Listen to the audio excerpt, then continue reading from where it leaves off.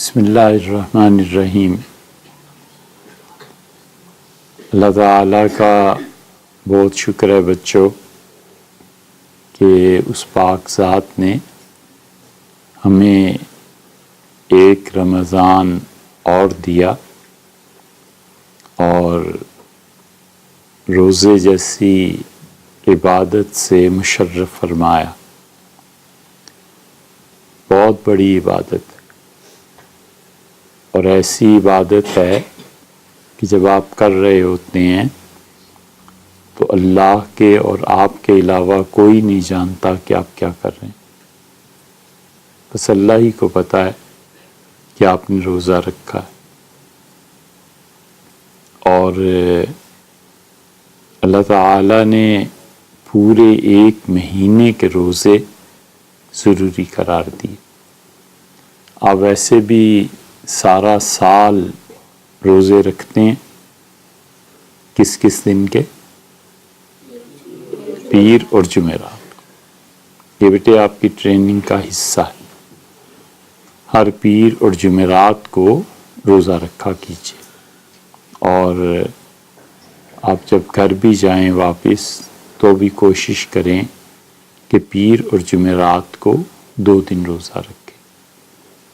حضور صلی اللہ علیہ وسلم پیر اور جمعرات کو روزہ رکھتے تھے، اور یہ بھی فرمایا کہ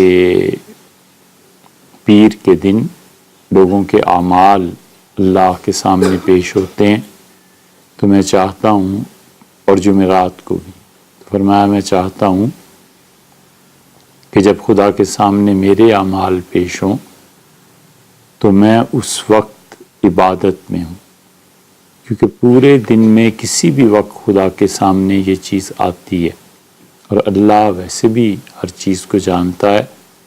تو عین اس حالت میں جب کہ انسان عبادت میں مصروف ہو اور انسان کے اعمال اللہ کے سامنے ہوں، تو امید ہے کہ اعمال کی قبولیت میں اور برے کاموں کی معافی میں یہ روزہ رکھنا پیر اور جمعرات کا انسان کو نفع بخشے گا۔ پھر اسی طرح حضور صلی اللہ علیہ وسلم نے جو صحابہ کرام رضی اللہ عنہم کی تربیت فرمائی تھی، اس تربیت میں روزے کا بڑا حصہ تھا۔ صحابہ کرام رضی اللہ عنہ بہت روزے رکھتے تھے، خاص طور پہ خلفائے راشدین میں حضرت عثمان رضی اللہ عنہ بہت زیادہ روزے رکھتے تھے اور نماز پڑھتے تھے اور تلاوت کرتے تھے۔ یہ 3 نیکی کے اعمال بہت زیادہ اللہ کا قرب دلانے کے واسطے یہ سارے صحابہ کرام رضی اللہ عنہ کرتے تھے۔ حضرت عبداللہ ابن مسعود رضی اللہ عنہ وہ ہمیشہ نماز پڑھتے تھے۔ تو کسی نے کہا کہ آپ روزے کم رکھتے ہیں، اس کا مطلب یہ ہے کہ سوسائٹی ایسی تھی کہ ہر آدمی روزے رکھتا تھا۔ تو کسی نے حضرت سے کہا کہ حضرت آپ روزے کم رکھتے ہیں، تو فرمایا کہ روزے اگر میں زیادہ رکھوں تو کمزور پڑ جاتا ہوں، جسم کی طاقت کم ہو جاتی ہے، پھر نماز نہیں پڑھی جاتی، تو نماز مجھے روزے سے زیادہ اچھی لگتی، تو نماز کثرت سے پڑھتے تھے۔ حضرت عثمان رضی اللہ عنہ روزے کثرت سے رکھتے تھے۔ تلاوت قرآن پاک میں بھی یہی حال تھا ان حضرات کا، بہت زیادہ تلاوت حضرت عبداللہ ابن مسعود رضی اللہ عنہ کرتے تھے۔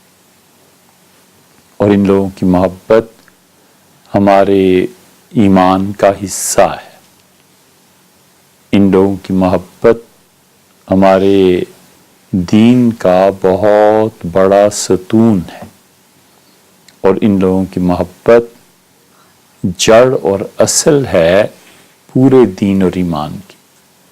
کیونکہ بیٹے اگر ہم یہ کہیں کہ اتنے بڑے بڑے لوگ بھی خراب تھے، تو اس کا مطلب یہ ہوا کہ حضور صلی اللہ علیہ وسلم کی تربیت میں نقص تھا۔ حضور صلی اللہ علیہ وسلم کی تربیت نہیں کر سکے۔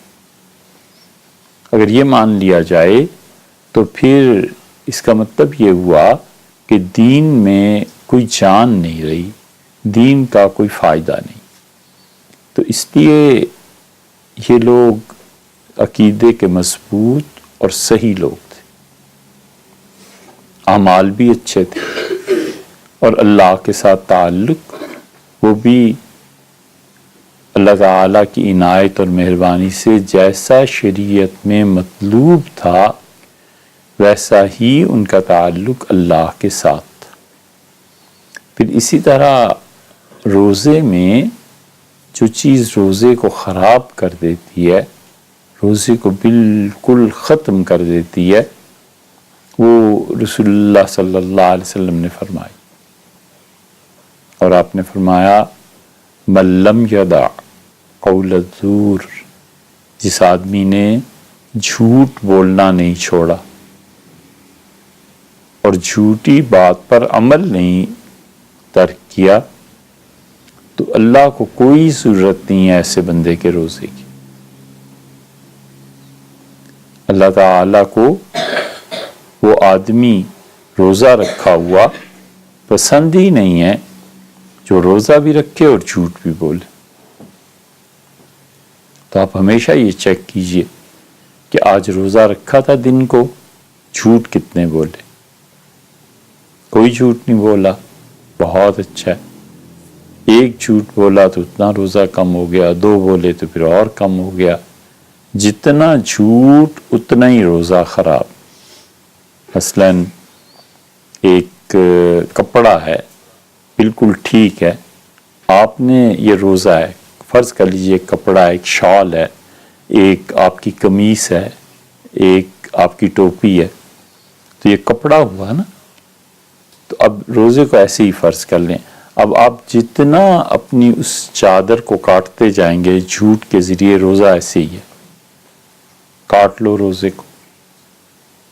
100 نمبر ملنے تھے، پھر 90 نمبر آ گئے، پھر اور جھوٹ بول دیا، پھر 80 نمبر آ گئے، اور آپ کا اس مرتبہ کا رزلٹ دیکھا ہم نے، بہت اچھا ہے، ماشاءاللہ بہت اچھا ہے۔ آپ میں سے پوری ایک کلاس ایسی ہے جس میں بچوں نے 100% نمبر لی۔ آپ کا امتحان جنہوں نے لیا ہے ہمارے بھی استاد ہیں، قاری عبداللہ صاحب، اور ان سے نمبر لینا کچھ آسان نہیں۔ تو 100% نمبر آپ بچوں میں سے لیے ہیں نا، بہت سے بچوں میں، بہت اچھا ہے۔ یہ نمبر ابتدا میں مل بھی جاتے ہیں، وجہ اس کی یہ ہے بیٹے کہ اپنے بھی 1 پارے 2 پارے 3 پارے ایسے بچے تھے نا، تو اس میں بچہ ٹھیک ہوتا ہے۔ جب وہ پڑھ لیتا ہے 10 پارے 15 پارے، پھر 100 نمبر لے تو پتہ چلے، کیونکہ مقدار زیادہ ہو جاتی ہے نا، تو پھر وہ کہتے ہیں چھٹے پارے سے سناؤ، تو اس میں پھر 2-4 غلطیاں آ جاتی ہیں، پھر 10ویں پارے سے سناؤ، اس میں اور زیادہ غلطیاں آ جاتی ہیں۔ تو اس لیے آپ میں سے جن بچوں نے 80% سے زیادہ نمبر لیے ہیں اور وہ 20 پارے حفظ کر چکے ہیں، یہ بہت اچھا رزلٹ ہے۔ اس لیے بیٹے اگر آپ نے یہاں پڑھنا ہے اس ادارے میں تو آپ کو محنت کرنی، ٹھیک ہے نا۔ اگر آپ محنت نہیں کریں گے، پڑھیں گے نہیں، تو پھر آپ کہیں بھی جا سکتے ہیں، ہمیں بھی کچھ خاص فکر نہیں۔ ہم کہتے ہیں جو بچے یہاں سے پڑھ کے نکلیں، لوگوں کو پتہ ہو کہ یہ بچے اس ادارے کی عزت اور اس کا نام ہے۔ تو اس لیے بیٹے محنت سے پڑھنا، سبق کو یاد کرنا، ان ساری چیزوں کو اپنے اپنے دائرہ کار میں خوب عمل کر کے ثابت کرنا، یہ آپ کی اصل ڈیوٹی۔ تو اس لیے جتنا آپ اچھا یاد کریں گے، پڑھیں گے، اتنا ہی آپ کو زندگی میں یہ چیز کام آئے گی۔ اور پھر بیٹے جب آپ قرآن پاک حفظ کر لیتے ہیں تو روز 1 پارہ نفلوں میں پڑھ لیا کیجیے، بس 1 مہینے میں 1 قرآن پڑھ لیا۔ کسی بھی وقت کسی ساتھی کو، دوست کو ساتھ کھڑا کر کے تو ایک پارہ اسے سنا دیا نفلوں میں. یہ بہترین طریقہ ہے قرآن کریم کو یاد رکھنے کا. اچھا بھائی، تو آج آپ کی کہانی تو ایسے ہی رہ گئی. روزے کی وجہ سے پیاس لگتی ہے. آپ میں سے کسی کو پیاس لگی ہے؟ نہیں.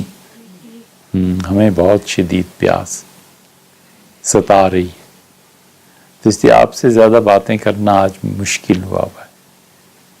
تو آج کیا کرنا ہے؟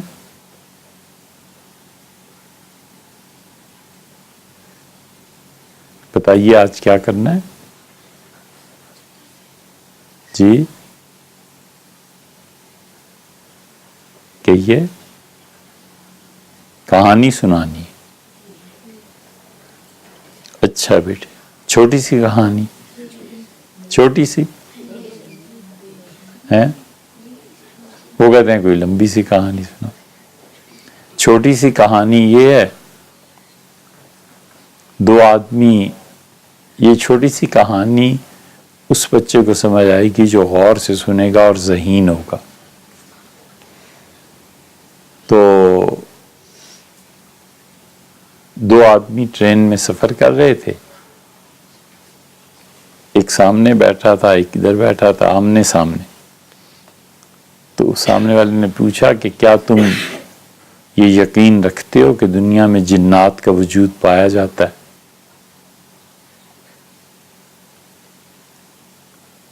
تو اس نے کہا نہیں. اور جب اس نے ایسے غور سے دیکھا تو سامنے سیٹ پہ کوئی نہیں تھا.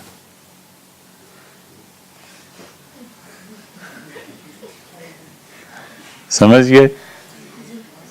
یہ بس سب سے چھوٹی کہانی. وہ جن تھا نا، انسان بن کے آیا تھا. اس سے پوچھا کیا تم جنات پہ یقین رکھتے ہو؟ اس کا نہیں. ساتھ ہی اس نے دیکھا تو وہ چلا گیا. تو جن ہوتے ہیں نا. آپ بچے ڈرتے ہیں جنات سے؟ ڈر لگتا ہے؟ نہیں. کبھی کسی کو ملا ہے؟ نہیں ملا. اچھا ہے. اور اب رہ گیا لمبی کہانی. تو لمبی کہانیاں تو بہت ہیں. وہ ایک آپ کو سنائی تھی چیتے کی اور چھپکلی کی. پتہ نہیں وہ چیتا آج تک واپس نہیں آیا. اچھا، اسی طرح ہم سوچ رہے تھے کہ آپ کو سلطان محمود غزنوی کے بارے میں بتائیں. جی کیا فرمایا ہے؟ بتا دیا تھا؟ بتا دوں ابھی؟ اچھا. سلطان محمود غزنوی جو تھے بیٹے، یہ اللہ تعالیٰ نے انہیں بڑی صلاحیتوں سے نوازا تھا. اور مسلمان حکمرانوں میں جن لوگوں نے دنیا میں بہت بڑے بڑے کام کیے ہیں، ان میں ایک آدمی سلطان محمود غزنوی تھے. انہیں غزنوی اس لیے کہتے ہیں کہ غزنی یا غزنہ افغانستان میں ایک جگہ ہے. اس زمین نے بیٹے بہت بڑے بڑے افراد پیدا کیے. اتنے بڑے افراد جنہوں نے مجموعی اعتبار سے امت کی حالت پہ اثر ڈالا ہے. پوری امت نے ان سے فائدہ اٹھایا. اور وہ ابھی اس دنیا میں نہیں آئے تھے. تو ان کے والد کا نام تھا سبکتگین. سبکتگین ان کے والد کا نام تھا. مشکل ہے نا اسے لینا. تو ان کے ایک دوست نے انہیں کہا کہ تمہارے یہاں بیٹا پیدا ہوگا اور تمہارا بیٹا اتنا بڑا کام کرے گا جیسے حضور صلی اللہ علیہ وسلم نے کیا تھا. اب نبی کریم صلی اللہ علیہ وسلم نے سب سے بڑا کام جس کے لیے اللہ نے انہیں بھیجا تھا وہ دین کو پھیلانا تھا، دین کی تبلیغ تھی، دوسرے لوگوں کو دین کی دعوت دینی تھی. سب سے بڑا کام. نبی جس چیز کو بیٹے سچ سمجھتا ہے اور اس کی طرف دعوت دیتا ہے وہ حقیقت میں بھی سچ ہوتا ہے، اور نبی علیہ الصلوۃ والسلام اس کو کبھی بھی اپنی دعوت میں شک نہیں ہوا کرتا کہ میں جس طرف کو بلا رہا ہوں پتہ نہیں اس میں کوئی خرابی نہ ہو، یہ نہیں ہوا کرتا۔ انبیاء علیہ الصلوۃ والسلام یقین کے انتہائی درجے پر فائز ہوتے ہیں، اور وہ جانتے ہیں کہ جس راہ کی طرف وہ دعوت دے رہے ہیں یہ 100% حق اور یقین پر مبنی۔ تو اس نے کہا کہ تمہارا بیٹا اتنا بڑا کام کرے گا جیسے حضور صلی اللہ علیہ وسلم نے کیا۔ تو سلطان محمود نے اتنا بڑا کام بیٹے کیا، اتنا بڑا کام کہ قیامت تک اس شخص کا نام زندہ رہے گا اور قیامت تک وہ شخص جانا جائے گا۔ سبکتگین جو تھے اس کے والد فوجی تھے، اور آہستہ آہستہ وہ سلطنت ان کے ہاتھ آئی، لیکن یہ ہے کہ ان میں عقیدے کی خرابی تھی۔ عقیدے کی خرابی کا مطلب یہ ہے کہ وہ سیدنا علی رضی اللہ عنہ اور ان کی اولاد کے بہت خلاف تھے، اور سیدنا علی رضی اللہ عنہ سے انہیں معاذ اللہ استغفر اللہ ایک طرح کی چڑ تھی، اور ان لوگوں کی سلطنت بہت وسیع تھی، پورا آپ کا ایران اور موجودہ ایران اور روس کی حدود اور ترکی اور آرمینیا، خراسان اور کرمان اور یہ سارے علاقے جتنے تھے، پورا افغانستان، پورا بر صغیر، یہ سب کا سب ان کی سلطنت میں شامل تھا۔ محمود غزنوی کی سلطنت اور سبکتگین جو تھے وہ اس کے والد اور ان کے والد نے عقیدے میں ایک ان کے خرابی آ گئی تھی۔ نتیجہ یہ کہ جب وہ مملکت ان کے ہاتھ آئی تو انہوں نے ایک بہت برا کام کیا، وہ یہ کہ مشہد میں حضرت علی رضا رحمۃ اللہ علیہ جو اپنے زمانے کے بہت صاحب علم، صاحب کمال، صاحب تقویٰ بزرگ تھے، چونکہ وہ حضرت علی رضی اللہ عنہ کی اولاد میں آتے تھے تو ان کے مزار پر حملہ کیا، اسے توڑا پھوڑا، بالکل ویران کر دی۔ سبکتگین کے بعد ان کا بیٹا یہ محمود حکمران بنا، تو محمود کو حضور صلی اللہ علیہ وسلم خواب میں تشریف لائے، اور محمود غزنوی نے کہا کہ میں نے ایسے دیکھا جیسے میں حضرت امام رضا رحمۃ اللہ علیہ کے مزار پر کھڑا ہوں۔ تو حضور صلی اللہ علیہ وسلم نے مجھے ڈانٹا اور مجھ سے فرمایا کہ یہ کب تک سلسلہ جاری رہے گا، یہ سلسلہ کیوں ختم نہیں ہوتا، ایسا جملہ ارشاد فرمایا۔ تو محمود سمجھ گئے، پھر انہوں نے اس ساری جگہ کو دوبارہ تعمیر کروایا، اور انتہائی عزت اور احترام کرتے تھے حضور صلی اللہ علیہ وسلم کے خاندان۔ پھر ہوتے ہوتے ہوا یوں کہ لاہور میں جو ہندو راجواڑے تھے، بلکہ پورے ہندوستان میں تھے، لاہور والوں کو یہ ڈر تھا جو ہندو راجا تھے کہ کبھی بھی مسلمان ہم پہ حملہ کر سکتے ہیں۔ تو ایک مرتبہ سلطان محمود غزنوی اپنے غزنہ میں نہیں تھے، غزنی جو ان کا دارالحکومت تھا وہاں نہیں تھے، سفر کر کے کہیں گئے ہوئے تھے، تو انہوں نے ان کی غیر موجودگی میں غزنی پہ حملہ کر دیا اور غزنی کی اینٹ سے اینٹ بجا دی، آگ لگا دی پورے شہر۔ سلطان کو جو خاص طور سے شوق تھا وہ کتابیں جمع کرنے، بہت کتابیں انہوں نے جمع کی، اور انہوں نے کیا کیا، حملہ کیا، آگ لگائی اور کتب خانے کو بھی آگ لگا۔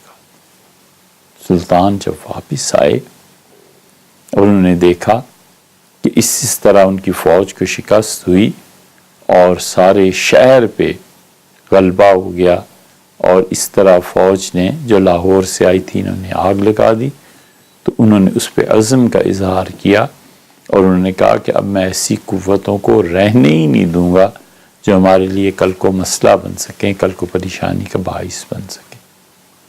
تو اب انہوں نے تیاری کی جنگ کی، اور پھر وہ ہندوستان پہ حملہ آور ہوئے، اور اس وقت ہندوستان کے جتنے بھی راجا تھے آہستہ آہستہ آہستہ آہستہ کر کے انہیں فتح کرتے چلے گئے۔ ہر سال وہ یہاں پر حملہ کرتے تھے، ہر سال ان کی سلطنت میں وسعت پیدا ہو گئی، یہاں تک کہ انہوں نے سومنات کو فتح کیا۔ سومنات ایک جگہ ہے، وہاں پہ ایک بت تھا، بہت لمبا چوڑا بت تھا، کئی گز اونچا اور کئی گز پھیلا ہوا تھا،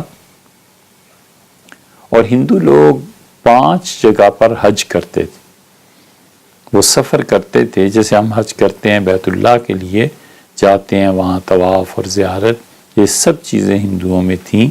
اور ان کا ایک حج ہوا کرتا تھا ملتان میں، دوسرا حج ان کا ہوا کرتا تھا ٹیکسلا میں، یہ دونوں اب پاکستان میں ہیں، تیسرا حج ان کا سندھ میں ہوا کرتا تھا، چوتھا حج وہ اس سومنات کے ساتھ کرتے تھے، اور 5واں حج کوئی اور بھی تھا جہاں وہ جاتے تھے۔ یہ 5 حج وہ کیا کرتے تھے ہر سال۔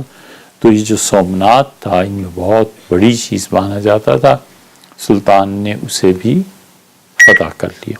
ان فتوحات کے بعد بہت زیادہ زور اور قوت ٹوٹی ان کی جو اسلام کے برعکس تھے، اور اسلام کے ساتھ انہیں ایک طرح کی ضد تھی، ایک طرح اسلام کے وہ خلاف تھے۔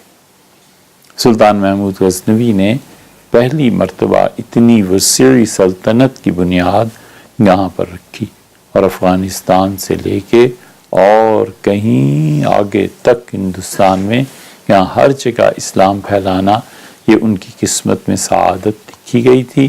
انہوں نے یہ کام کیا، تو وہ پیشن گوئی جو ان کے والد سے ان کے دوست نے کہا تھا نا کہ اتنی کوئی بڑا کام کرے گا، یہ اتنا بڑا کام تھا کہ حضور اقدس صلی اللہ علیہ وسلم نے جیسے نبوت کا پیغام دیا، انہوں نے اس نبوت کے پیغام کی ان علاقوں میں تاسیس کی، اس کی بنیاد رکھی، اور اس وقت سے لے کے اب تک مسلمان جو ہو رہے ہیں یا مسلمان جو ان دیار میں رہتے ہیں، ان سب پر پہلا احسان محمد بن قاسم کا، اور دوسرا احسان ان پہ سلطان محمود غزنوی کا۔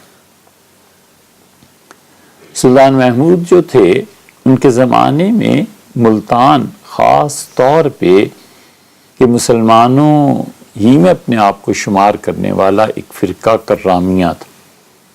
سلطان جانتے تھے کہ ان کے والد کرامی سبکتگین، لیکن وہ فتنہ اتنا بڑھ گیا تھا کہ انہوں نے عام لوگوں کو بلا تکلف قتل کرنا شروع کر دیا تھا۔ وہ سمجھتے تھے کہ جو بھی سنی مسلمان ہیں ان کو قتل کرنا بہت ثواب کا کام ہے۔ تو خلافت بغداد کی الگ تھی، کہ ہندوستان کی سلطنت الگ تھی، اور سلطان محمود غزنوی ہر سال خلافت کے ادب اور احترام میں کئی من سونا اور چاندی اور زیورات اور کیا کیا چیزیں وہ ہمیشہ خلیفۃ المسلمین کو بھیجا کرتے۔ پھر ایک وقت ایسا آیا کہ کرامیہ نے بیت اللہ پر قبضہ کر لیا۔ کرامی ایک فرقے کا نام، اور انہوں نے بیت اللہ میں حج کرنے والوں کو قتل کر دیا، طواف کے دوران قتل کر دیا، چھوٹے چھوٹے بچے اٹھا کر انہوں نے بیت اللہ کی دیواروں پر مارے، اور ان کے سر کھل گئے، مر گئے بچے، یہ ساری چیزیں ہوں۔ تو خلافت نے سوچا کہ اس فتنے پہ قابو پانے کے لیے اب کسے بلایا جائے اور کس سے بات کی جائے۔ چنانچہ انہوں نے بات کی اور بلایا کس کو؟ سلطان محمود غزنوی رحمۃ اللہ علیہ کو، اور کہا کہ آپ اس کا کچھ کریں۔ تو سلطان محمود غزنوی رحمۃ اللہ علیہ نے ملتان پہ پھر حملہ کیا، اور ملتان سے یہ بہت بڑا فتنہ کرامیوں کا، جس کو حقیقت میں ان ختم کیا ہے، تو اس کا سہرا انہی کے سر ہے کہ کرامیوں کے ظلم اور ان کی ان فتنوں سے نجات دلا دی۔ کرامی بیت اللہ سے حجر اسود کو اٹھا کر لے گئے اور مسلمانوں نے 14-15 سال بغیر حجر اسود کے انہوں نے حج کیا، پتھر اٹھا کر لے گئے اور پھر اس کو توڑ بھی دیا تھا۔ اب بھی اللہ کرے آپ ہم کبھی زیارت کو جائیں تو آپ حجر اسود کو دیکھیں گے، اس میں لائنیں پڑی ہوئی ہیں، ٹوٹا ہوا ہے جسے بعد میں چاندی کے ذریعے سے جوڑا گیا تھا، تو اس وقت کرامیاں اٹھا کر لے گئے تھے۔ اس فتنے کو امت میں ختم کرنے والا یہ سلطان محمود غزنوی۔ ٹھیک ہے بیٹا، کچھ باتیں آئندہ کریں، اجازت۔